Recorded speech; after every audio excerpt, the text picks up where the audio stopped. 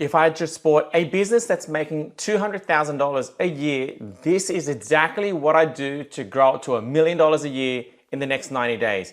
So in this video here, you'll see an actual recording of me coaching my student live at an event that we ran, and this is what I do if I had to take over a business and act as a brand new CEO to grow it from $200,000 a year, which is what she was on, to $1 million in the next 90 days. You'll see her explain the context of her business, and then you'll see me and my business partner, Tony, give her unfiltered advice on exactly what we do if we just took over.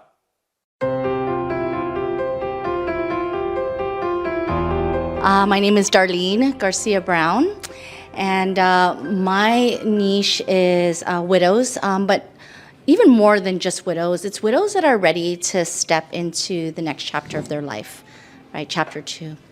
And, I started off with grief coaching, giving grief a voice, and although that's still deep in my heart, Chapter 2 is so much more fun.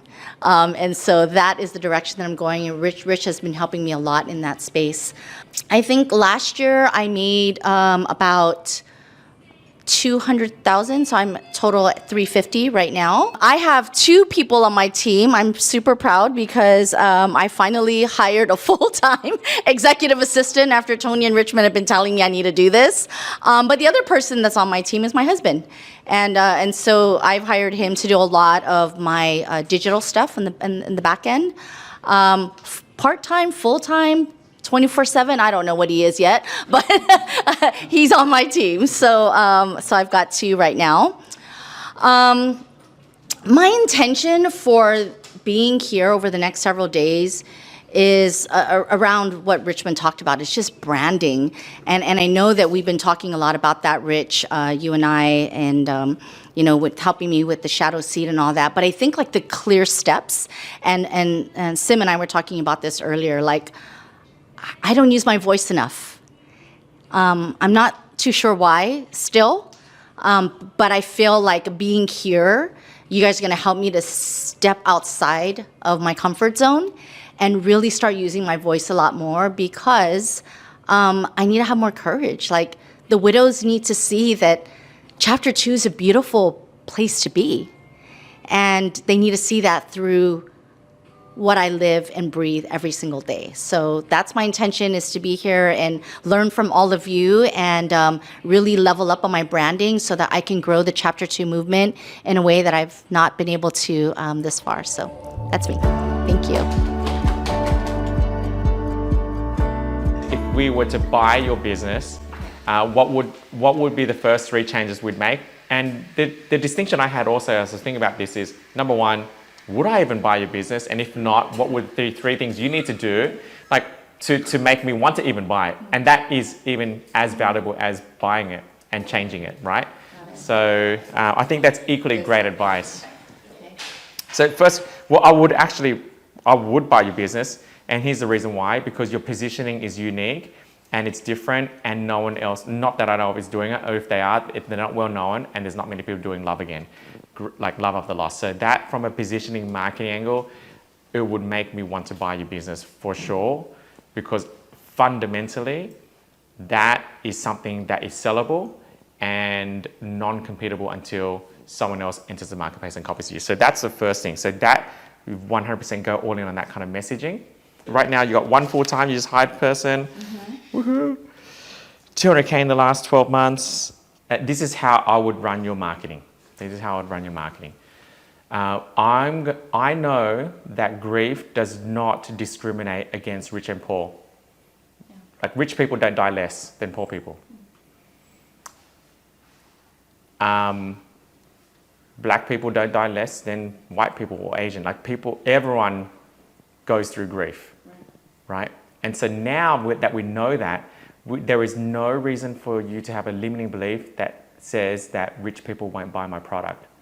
But the story in my head is always, because people can't afford me. No, yeah, that's and because I know that story. Yeah. And so that story would not even happen if you form the belief that actually, you know what, it's not because it's not the story that's stopping me, it's because I'm focusing on the wrong target audience. Now, the reason why rich people will be more like rich people with better avatar than you is number one, they have the money, but they have a pain point that money can't solve until they see you. Because money can buy a handbag, money can buy the new car, money can buy the new house, but money can't solve grief. No matter how much money you have, you are still going to be the exact same amount of pain as someone poor who has grief.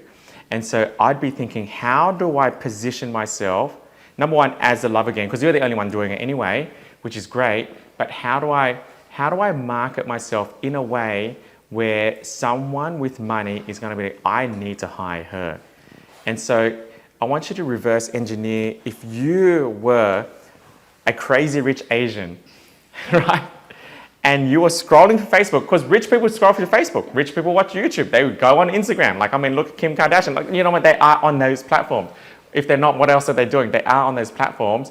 It's just what would make them stop if they were to scroll at 10 Love Again grief coaches? Why would they stop on you? What would hold their attention and grab them to say, oh, I've just lost my husband. I inherited $10 million. But I'm not happy, I need someone to help me. And or I lost him 3 years ago and I'm still lonely and I want to find love again, right? That kind of area there. So what would make them stop? That's the question I'm going through my mind. If I was a woman and I lost my husband, but I was financially well set, what would make me stop? What would make me stop? I think the one thing that makes women stop now is my story with Mick, that loving again after you've lost what you thought was maybe your soulmate or the only love that you'd ever have. My story with Mick gives them that possibility of wanting to look at life in a different perspective versus staying in survival mode. And I would probably just go, like, agreed. I think from a marketing perspective, that might even fall into like a little bit further back. I don't know if that definitely does need to be on the front. I think, I tell you what nobody in your space is doing.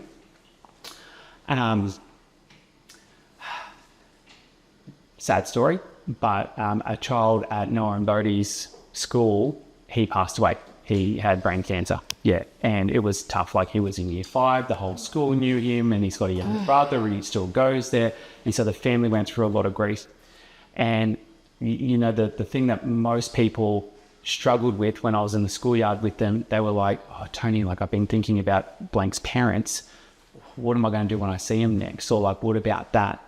And so I think that a really soft entry point for you would be like, hey, you know, someone who's grieving right now, here are the top 5 things that you can say, so they don't feel that they need to comfort you, because everyone's asking the same, how are you? I'm so sorry. Blah, like, everyone's saying the same thing and they're inducing more grief. And so here are 5 phrases you can say right now that don't induce grief and let you know that special person that you care about them. Number 1. And I'd be looking at it through that lens, because that really, your story in terms of chapter 2, I'd be looking at it through the lens now of like, it's grief that I'm coaching, and a soft entry point is always through the friend. Like, hey, if you're a friend that's dealing with this thing, great, this is what you've got to do. And if you can give people that, then they're going to be like, oh, have you seen that grief coach? Like, oh yeah, oh, it was so useful. My cousin just had a breakup. My cousin just lost a friend, or my whoever was going through that, or such and such just lost their job, and I knew they were grieving it. And oh my God, like, I knew what to say to better handle it, because it's a very taboo subject, you know? No, and I think you're right there, because I do get people reaching out to me still today, like, hey, I lost somebody, like, can you help me out? Like, I don't know what to say to them, or what do I do? You know, things like that. Concept response. That I think will be your business and my business. I'd be doubling down on that. Like, in terms of like content ratio, that would be showing up 2 or 3 times, because that hits grief as an industry. And then I'd be looking at, now, how do I incorporate my story? And then how do I incorporate the healing side of grief? Because at the moment, you're only attacking grief through healing and through your story. So I'd just be looking at adding that very relatable arm to it. Okay. Yeah. Cool. And this is the part I would add to, so I'm going to put in a prompt, okay?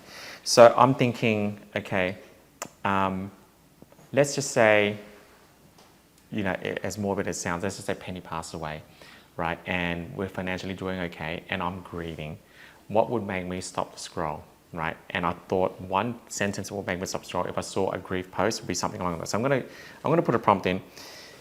Hey chat, so I'm helping one of our clients out with grief coaching and a great hook. And what we discerned was that, like, if I had to buy her business, I know that rich people, they grieve as much as poor people. Like, death does not discern how wealthy you are. Everyone goes through grief, and if we can help her find a message that targets grief towards people who have money, like, what kind of messaging would stop the scroll on social media? What's going through my mind at the moment is that if I had a huge amount of money or disposable income and I had lost my significant other, and I saw a post that started out with something like this: money doesn't buy happiness. When you've lost someone, no amount of money can get them back. Like, something like that would make me stop, because I would probably have spent a lot of money trying to make myself happy by healing myself, but I know it wouldn't have worked. And that would resonate with me because I tried all the things by spending money to make myself heal, but it never worked, and I need something else. And so something like that would make me stop. If she was to create 10 hooks on 10 different posts over the next 30 days with something like that would stop a person that has money from scrolling, who's going through grief, what would those 10 hooks be? Yeah, you're thinking about this in a very smart way. Wealth doesn't remove grief. In many cases, it actually isolates it. Because wealthy people often feel like they have fewer safe places to be vulnerable. The scroll stopping, so this is what you need to message, right? I want you to, every time you do a post, imagine you're doing a post to, who's someone you idolize that's a billionaire woman? Billionaire? Well, maybe. Yes, she is, because it's the wife of Grant Cardone. Okay, cool. Elena Cardone. Okay, you should have a picture of Elena Cardone every time you do a post. This post is for you in case you lose Grant. If you lost Grant, this post is for you, Elena. Like, that's your filter for your content. Okay. Yeah, because they're scrolling social media, they just don't, they haven't seen someone that's speaking to them. Yeah. Right? And so psychology stops. Money can't fix this. Wow, that's a great hook. Success didn't prepare me for this. Grief behind the beautiful life. Loneliness despite privilege. Oh, I like that one. Yeah. The things wealth can't solve. So the hooks are there. Wow. I'll send you a screenshot of this, but this is insane. This is insane. And here's what I know, that people with money don't care about, they don't care about your status. They care about whether you can solve the problem for them or not. Because rich people still eat McDonald's. They still eat Chick-fil-A. They don't eat Wagyu burgers every day. You know? Yeah. And so if you've got a limiting belief that you can't serve rich people, well, they still go to Chick-fil-A. Right? And so it's like, because you have something that they want. That's all they care about. It's not whether they have to have a fancy Wagyu free-range burger every time. It's no, I want Chick-fil-A. You just got to market to them. Steve Jobs, like when he was diagnosed with cancer, he went to the full, like he went like full, he didn't even go to, like he didn't do any Western medicines. Like he went to the Eastern side, like he went on the other side of the planet. He didn't, you know what I mean? Yeah. So you've really got to think about that as well, as that like, well, this isn't working. And so like a lot of the time, instantly, income aside, people are thinking, well, what is it that I haven't tried that will be that thing? Yeah. And here's my final advice. That took me 4 years, maybe three to 4 years to understand, and I hope it takes you quicker. So the second time I went to Mexico, or the third time, I don't know, played golf with Byron, and it was just us two playing golf. And this was before I was his client, and I didn't know him that well yet, but you know, I spoke on stage, and so you know, I had some credibility. We played golf together, and it was a 45-minute ride, like Uber ride to the course and back, and so we had a lot of good one-on-one time. He asked me about my business model and stuff like that, and he said, Richmond, like, you want to double your business? And at the time, P1 was 25K, and I said, what do I need to do? Put an offer out for 250K. Like, what's a number that you know if you've offered that, no one is ever going to buy it? Like, no one's ever going to buy it. And I choked, and it's not even 100K. I said 250K, just do 250K. And like, no, don't, you know, so I never did it, but I understand it now because it raises the floor for every other offer, but also it forces you to become the person that you thought you couldn't become. And finally, when I accepted it, you guys know the story, saw the 100K offer and then $1 million offers, and then so I would even figure out a way to position your version of a 100K offer, someone that you never expect to sell, but I guarantee when your marketing starts sticking to the rich people, they're going to be like, wow, she must be good, she charges 100K. Yeah. And so the downside to the marketing, if the marketing works, is if you charge too little. But even then, it's not a bad thing, because if they follow you for a while, it's still good, but then it'll just make it even better if you have a 100K offer that you never sell until someone buys it. Personally, for me, if I was looking for career coaching, I wouldn't look for anything less than 100K. Wow. Yeah. I hear you though. Yeah. Like when you lose big like that, like I know that when I lost Frank, money didn't matter. Yeah. I just invested in whoever I thought could help me. Yeah. Yeah. Yeah. Yeah. Yeah. It levels the playing field. Yeah. Yeah. 100%. Can I ask you a question? Yeah. Yep. So right now in my business, like I only have 2 people, right? Like, and I just include Mick because he does a lot of stuff on the back end for me. Would you recommend any other team members? And if you do, like what would their role be? That's a good question. So, well, my first question would be, can yours and Mick's relationship handle the co-working? Say that again. Can yours and Mick's relationship handle the co-working? So Mick might be the right person, but what I mean by that is like, I mean, Isla and I, we've been in business together since we were like 19, 20, and what your relationship can handle working together versus what it can handle you being in a relationship with each other is 2 totally different things. Yes. And there's definitely things where it's like, hey, this is a work thing, or this is a business thing, or this is a thing that we need to do right now, and like we need to get it done. And if he brings like, oh, it's cool, or we'll do it later, it's okay, don't be angry with me, or blah blah blah, like if he brings that to it, then whether he's capable of fulfilling the role or not, I wouldn't get him to do it, because he's not there. There's 4 levels of relationship, and in order for it to really pump, it's got to at least be at the 3rd level. And so if it's not there, then you'll get conflict. You'll get conflict, yeah, and resentment. It'll be bad. Got it. I'll remind you later. Thank you. Thank you.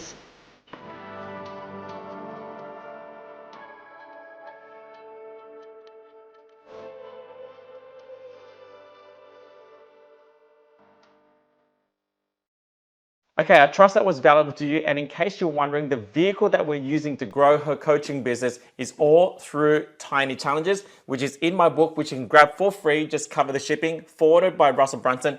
Alternatively, I have some resources on my YouTube channel as well on how to run a successful Tiny Challenge. More than that, if you have any questions on the coaching session you just saw, you just drop it in the comments below and I'll personally answer it for you. For now, keep believing and never settle.